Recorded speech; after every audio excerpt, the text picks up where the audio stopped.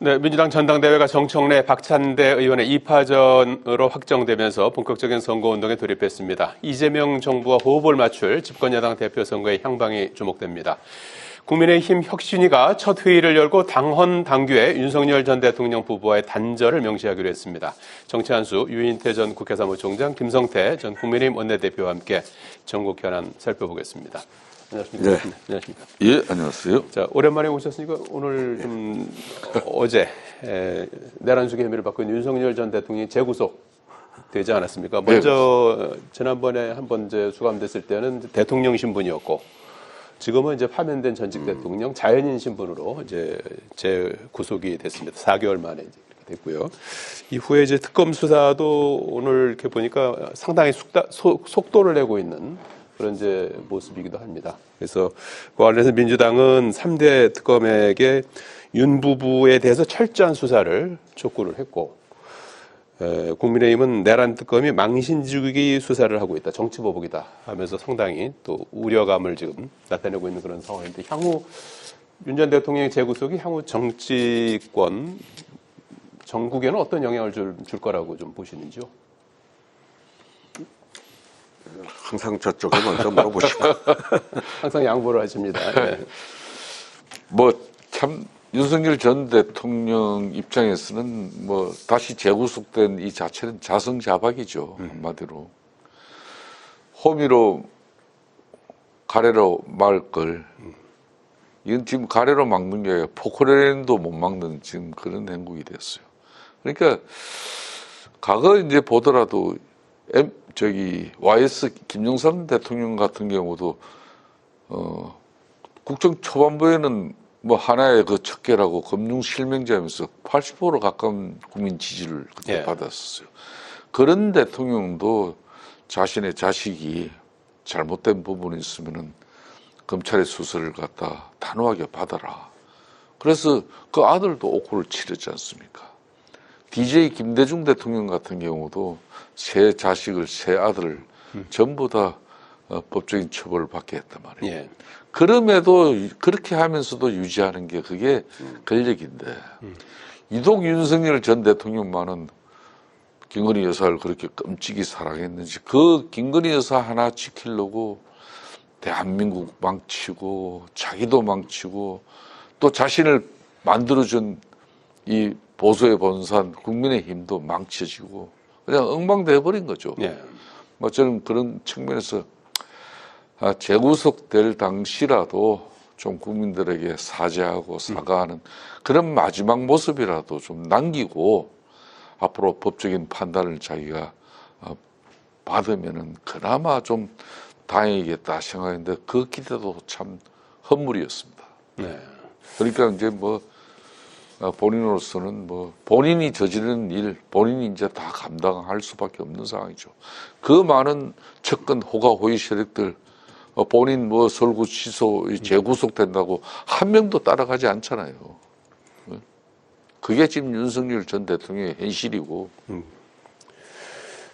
유인태 총장님 어떻게 앞으로 예상? 아니 저는 특검이야 특검대로 하고, 원래 또 기간이 있으니까 특검 기간이 저렇게 속도를 내서 빨리 할 거고 문제는 이제 이 국회가 이제 윤석열 정부 때 국회하고 좀 달라지려고 그러면 윤석열 대통령은 그때 여당 의원들 워크숍인가 하는데 가가지고 거부권만 믿어라 그게 대통령이 할 말입니까? 그리고 실제로 그렇게 됐잖아요. 전부 거부. 그러니까 여기서 의논을 할 필요가 없어요. 국회에 서로 협치고 토론조차도 제대로 안 하고 그러니까 일방 처리를 하고 거부권 하고 그 악순환이었는데 요즘 그래도 조금은 좀 나아졌다고 그러는 게 상법 개정안 몇 개 이제 합의 처리 협치법안이라고 하는 것들이 지금 생겨나니까 그리고 또 이 사법개혁 문제도 이제 특위를 구성해서 하자고 이런 나오고 하니까 저쪽도 자꾸 그러니까 저는 이걸 하나 좀 사귀어줬으면 좋겠는 게 윤석열 정부가 대통령이 되자마자인가 그 검찰청법 뭐 소위 검수완박이 뭐 하는 거를 그때 박병석 의장이 중재안을 내가지고 권성동 원내대표가 대통령실하고도 의논을 해서 오케이를 받고 의총에서 추인까지 받았어요. 예. 근데 그게 뒤집혔단 말이에요. 국회의장 중재안을 여야가 그러니까 합의해서 의총에서 추인까지, 이 정권이 저래가지고 제일 불길한 조짐이 들었던 게 그 장면이었거든요. 정치권에서 합의한 내용을 이제 그리고 뒤집어 엎었단 말이죠. 여당이 그러니까 국회를 얼마나 무시하면 대통령이 그걸 어떻게 뒤집으라고 하냐 이거죠. 그러니까 그때 권성동 원내대표가 했던 얘기가 최악을 막으려고 합의했다 이제 그래가지고 하여튼 의총에 추인까지 받았단 말이죠. 그러니까 지금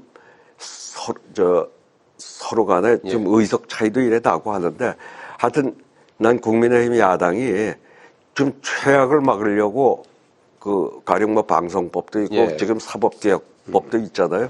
거기에서 좀 그런 자세로 그러면 저는 여당도 민주당도 그래도 이게 지속 가능한 법안이 되려고 그러면 제도가 되려고 그러면 합의하는 게 좋거든요. 어떻게든 가능하면 합의하려고 하는 노력을 좀 더 했으면 좋겠다. 뭐 그런 기대를 좀 해보. 좀 합의. 이런 정치가 좀 복원되는 어떤 그런 계기가 됐으면 조금은 이제 그런 기운이 이제 비치니까요. 수사가 이렇게 막 이렇게 이제 강도 높게 진행이 되면서 그런 부분들도 같이 이렇게 진행이 될 수 있을까요? 어떻게? 글쎄 뭐 수사하고 그거하고에 이제 뭐 별개로 봐야죠. 국회는 국회고. 국회는 국회대로 특검이고. 이런 이제 당부의 말씀이시고요. 윤석열 전 대통령이 재구속된 어제 윤희숙 혁신위가 첫 회의를 열고 1호 혁신안을 내놓았습니다. 내용은 이제 윤 전 대통령 부부의 전행을 바로잡지 못한 것에 대한 반성과 사죄, 단절을 당원 단계에 이제 명시하는 그런 안입니다. 이거를 이제 당원 투표에 붙이겠다는 거 아니겠습니까? 이 혁신안이 나온 뒤에 당내에서는 좀 의견이 분분한 것 같아요. 이게 이제 받아들여질까요? 어떻게 예상하십니까? 저는 이건 받아들이고 안 받아들이고의 문제가 아니에요. 앞으로 이제 국민의힘이 제1야당으로서 보수의 그런 본산으로서 역할을 갖다가 국민들에게 다 하려고 그러면은 윤석열 전 대통령 12.3 비상계엄으로부터 자유로워야 됩니다. 여전히 탄핵 그런 반대 당론을 유지하고 있는 한은 안 되는 거죠. 그런 측면에서 요 앞에 35세 그 약간 청년 김용태 비대위원장이 제시한 5대 그 계획안 정도는 아무 조건 없이 이 당에서 그걸 다 수용을 했었어야 되는 거예요. 근데 그걸 결국은 친윤 핵심 세력들이 갖다 그 5대 계획안을 갖다가 완전 용두사미로 만들어 버렸잖아요. 그리고 이제 송원석이라는 사람을 원내대표 만들고 이 사람을 비대위원장까지 이제 된 건데. 그렇게 하고 국민 여론이 엄청 악화되니까 앞에 김용태 핵심 그 5대 계획안은 그런 핵심위원회에서 그건 다 녹여내겠다. 그렇게 하고 지금 이제 핵심위원장으로 안철수를 갖다 앉힌 거지만 안철수. 그분이 이제, 그래도 공당에서 그 치열한 경합 경선을 통해서 만들어진 후보를 그 야심한 새벽에, 이렇게 전격적인 후보 교체한 그 부분에 대해서 인적 쇄신에 그런 책임을 묻겠다 하니까. 그걸 송원석 이제 비대위원장하고 상의하니까 그건 지금 송원석 비대위원장의 뒤에 누가 있습니까? 그러니까 결국은 도대체 받아들일 형편이 안 되니까 안철수 의원은 그냥 핵심위원장을 15분 만에 사퇴한 거 아닙니까? 그렇게 하고 이제 지금 윤희숙 지금 현재 여의도 연구원장을 이제 이분을 이제 다시 핵심위원장으로 냈어요. 근데 어제 이제 발표한 핵심위원회 그 안건은 저는 윤석열 전 대통령하고 확실한 전련을 하겠다는 그 의지를 당헌 당규까지 담는 내용 이런 부분에 대해서는 분명히 의지가 있어요. 근데 이렇게 하면서 그러면은 그렇게 잘못된 윤석열 전 대통령의 12.3 비상계엄과 그리고 자신들이 탄핵 반대 그 당론을 갖다 가졌던 부분을 그건 잘못됐다 이렇게 뉘우친다 그러면은 그 윤석열 정권이 그렇게 오판을 하기까지 당정 관계를 유지하고 또 측근 세력들이 호가호위하면서 예? 그 상당한 부분 책임이 있단 말입니다. 네. 그 책임에 관한 인적 청산에 관한 부분은 또 쏙 빼고 가는 겁니다. 이러면 이게 반쪽알이의 핵심밖에 안 되는 거죠. 그러니까 제가 앞에도 이야기했지만 윤석열 전 대통령이 김건희 특검, 해병대 최상병 특검 그걸 왜 못 받았냐 이거. 그거 막아내고 그거 저항하느라고 결국은 정권까지 내준 거예요. 그리고 자신은 이제 앞으로 기약 없는 옥고를 치러야 되는 건데. 그렇다면 국민의힘이 얼마나 단호한 의지로 지금 현재 자정 노력을 해야 되는 건지. 뭐 이거는 윤희석 이정도 이거 가지고는 아직 택도 없어요. 저는 그 당원 당규에 이제 그 단절 이걸만 명시해서는 안 되고 인적 청산까지 이제 해내야 이제 좀 될 것 같다 이렇게 조언을 해주셨는데 타당이긴 합니다만은 사무총장님께서 보시기엔 어떻습니까? 글쎄, 그럴 거면 글쎄 김용태 그 비대위원장이 제 당원 투표하자고 한 거는 예. 그냥 다 묵살하고 그 지금 그 이현희숙 혁신위원장의 저건 아마 받아줄 모양인데 또 저거를 뭐 윤석열 부부하고 철연을 당원했다는 것도 좀 어색하긴 한데 그래도 그나마 단절한다는 걸 그렇게 확고하게 가는 거는 조금의 진전은 진전이라고 보여지네요. 예. 뭐 당원 투표에서 수용이 될 수 있을까요? 그건 뭐 되겠죠. 예. 다 주고 가는데 뭐 그 당원들도 그걸 또 거부하겠어요. 알겠습니다. 당이 다 망해가는 판에. 인사청문회는 지금 어떻게 보고 계십니까? 지금 뭐 이제 다음 주에 인사청문회가 이제 여러 개가 이제 잡혀 있어서 슈퍼위크다 이렇게 불리고 17명 지명을 하지 않았습니까? 그래서 이제 송미령 장관은 이제 유임돼서 빼고 16명 플러스 국세청장에 대한 인사청문회가 다음 주부터 이제 줄줄이 예고가 돼 있는데 지금 많이 이제 거론되는 분이 이진숙 교육부 장관, 사회부총리. 이분은 이제 뭐 제자 논문 표절, 불법 자녀 유학 의혹 이런 부분이 있고 강선호 후보자 같은 경우는 갑질들 논란 이런 부분들이 좀 많이 거론되고 있는데 어떻게 좀 결격 사유에 해당된다고 보십니까? 사무총장님 어떻게 보십니까? 되게 청문회 저런 거 할 때 청문회에서 해명하겠다고 하는 사람들은 청문회까지 못 가고 낙마하는 경우가 많아요. 아니 그게 사실이 아니면 청문회 언론에서 저렇게 할 때 그거 오보다. 그리고 해명해서 그 청문회 들어가기 전에 그 의혹을 다 해소를 해야지 아무 소리 안 하고 청문회 가서 해명하겠다고 하는 경우 되게 청문회까지 못 가는 경우가 많았어요. 그동안. 근데 지금 이진숙 후보자의 경우 뭐 그 논문 더는 교육부 장관을 하겠다고 하는 사람이 저런 게 저렇게 나오는데도 불구하고 뭐 총장 될 때 그건 그때 잘못한 거지 총장 될 때 아무 문제가 안 됐던 거다라는 해명 이상을 못 내놓고 있더라고요. 근데 언론에 보도되는 거 뭐 보면은 훨씬 더 아주 구체적인 그 표절을 했다는 뭐 비문까지도 이렇게 그대로 옮겨 쓰고 한 게 옛날 어떤 분 김건희 여사 무슨 그 석사기 논문인가에도 뭐 그런 게 나오더만. 어쨌든 그건 좀 청문회까지 가기 전에 본인이 결단하는 게 좀 덜 망신당하는 길이 아닌가 그렇게 보여지네요. 스스로 좀 결단할 일이다 이렇게 보셨고요. 그렇습니다. 이제 뭐 제가 윤태 총장이 뭘 평소 존경하는 게 바로 저런 부분입니다. 그러니까 지금 이제 이재명 대통령 입장에서도 이제 장관 후보자를 이렇게 다 내정은 했지만은 지금 인수도 없이 크게 준비 기간도 없이 이제 또 국무위원들 구성하려고 하다 보니까 분명히 인사 차질이 빚어질 수밖에 없어요. 그렇기 때문에 일정 부분은 이건 국민들도 납득할 수가 있어요. 그렇기 때문에 이걸 굳이 안 되는 사람을 그럼에도 불구하고 임명을 강행하고 또 국회에서 이제 여대 야소니까 민주당 중심으로서 그냥 국회에서는 임명할 수는 있죠. 임명 동의 절차는 다 마치셨다고 해서 그걸 이재명 대통령이 그대로 임명을 강행해 버리면 이거는 이제 국민들하고의 이제 괴리가 만들어지는 거예요. 그러니까 이준석 지금 이제 내정자 같은 경우는 다른 자리도 아니고 사회부총리, 교육부 장관이 아닙니까? 그래서 상당히 수준 높은 도덕성을 가져야 돼요. 이분은 이제 충남대학교와 그 국립대학이잖아요. 그 대학 임용도 좀 일찍 되신 분이에요. 그래서 사실상 충남대 교수는 이제 공직자의 신분 아니겠습니까? 그렇다면은 그런 공직자의 신분을 유지하고 있는 가운데 자녀의 이제 미국 유학, 저는 유학학 보낸 거 그거 가지고는 문제 될 일은 없어요. 근데 이제 미성년자 이렇게 신분일 때는 반드시 보호자는 같이 가져야 되는 거거든. 그게 법에 그렇게 돼 있어요. 네, 그렇습니다. 예.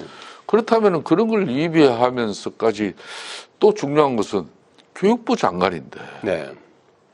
딴 사람도 아니고 자신의 제자 그 학위 논문을 70% 이상 그걸 넘게 그렇게 표절을 해가지고 그렇게 자신의 명예를 만들어냈다는 것은 그건 대단히 부적절한 거예요. 그래서 이런 분 정도는 좀 전에 총장님 말씀대로 자신이 뭐 이 참 어렵게 출발한 이재명 정부에 누가 안 되겠다는 그런 마음으로 언론 뭐 국민 여론이 이렇게 웬만큼 성화가 치면은 자신이 판단하는 게 좋죠. 네, 알겠습니다. 자, 그리고 오늘 법사위에서 상법 개정안 후속 조치를 합니다. 지난번에 6월 임시국회에서 여야 1호 협치 법안입니다. 여야가 합의로 처리를 했던 법안이고, 그 당시에는 이제 이사회 충실 의무를 기존에 이제 회사에서 주주까지 확대하는 그런 내용으로 이제 그 개정이 됐고, 추가적으로 좀 이제 집중투표제라든지 감사원 분리선출, 자사주 소각 의무, 이런 부분을 좀 더 이렇게 보완하는 그런 이제 입법과 관련한 공청회를 이제 추진하고 있고, 이게 과연 이제 여야 합의가 이루어질 수 있을지 이 부분이 이제 궁금하고요. 또 하나는 이제 사법개혁 시동 걸지 않았습니까? 그래서 지금 현재 검찰개혁 법안이 이제 법사위 소위에 가 있는데, 오늘 국민의힘 송원석 비대위원장이 사개 특위를 사법개혁 특별위원회를 구성해서 좀 논의하자. 이 속도보다 방향이 중요하다, 이제 이런 입장을 밝혔거든요. 그래서 이 가능성은 어떻게 보시는지 두 가지 질문을 좀 같이 좀 여쭙도록 하겠습니다. 예. 아니, 그러니까 그 상법 개정안 같은 경우도 국민의힘이 하여튼 지난번에는 반대하고 거부권 행사하고 지난 했는데 정부에서? 지금 지난해. 근데 지금 그 국민들 지지가 꽤 크니까 이제 합의를 했던 거 아니에요.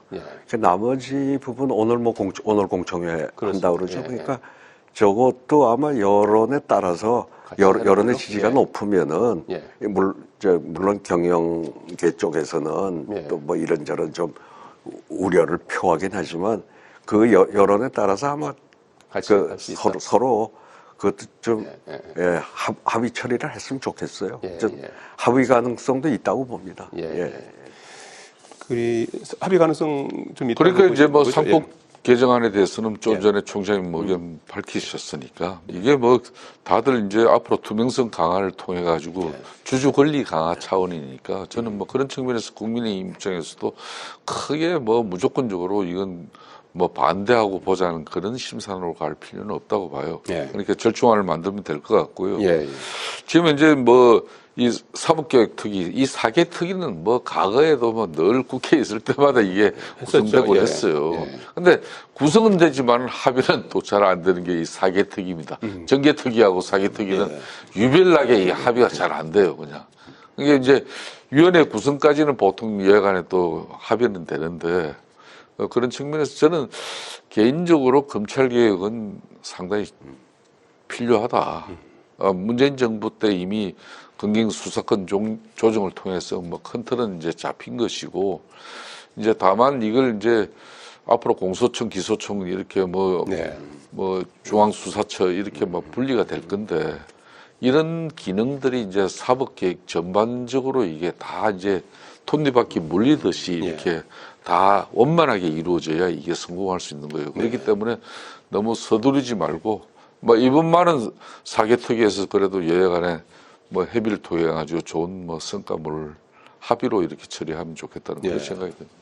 민주당에서는 이제 속도도 지금 많이 이제 강조하고 있는 그런 상황이어서 일단 뭐 추석 전에는 입법까지 하겠다는 그런 이제 목표를 갖고 있어서 사개특위 구성이 어떻게 될지 그것도 한번 좀 살펴봐야 될 것 같습니다. 오늘 여기까지 듣겠습니다. 고맙습니다. 감사합니다.